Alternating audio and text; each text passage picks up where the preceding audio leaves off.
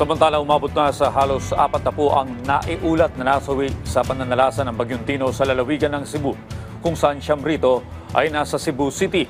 Ang ilang mga residente hindi makapaniwala sa nangyari. Si Jessie Atienza ng PTV Cebu sa detalye.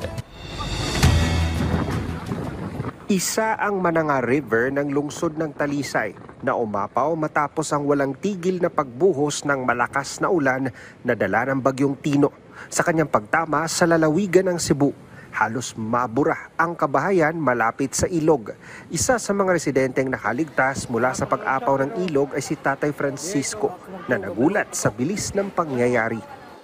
Gawa sa mo pag-ingon sa kumbata nga, bakit yung mga tao? Pag anak, so, iguro kabutan.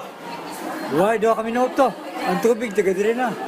Inilikas na sa evacuation center ng Talisay City ang mga apektadong residente. Handa naman umalalay ang LGU upang matulungan ang mga nawalan ng tirahan. As far as food and evacuation centers, makaya man namo ang pagpakaon sa mga tao, especially sa evacuation.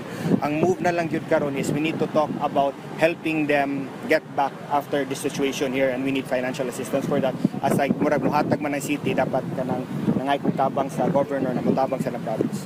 Isa lang ang Talisay City sa mga lubhang na apektuhan ng LGU sa lalawigan ng Cebu bunsod ng pagtama ng bagyo.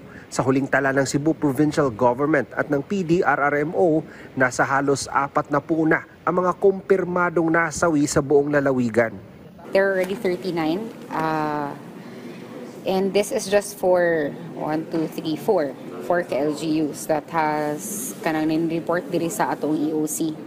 So there's 15 for Compostela, 8 for Danao, there's 9 for Mandaue, and there's 7 for Talisay. Casualties na siya.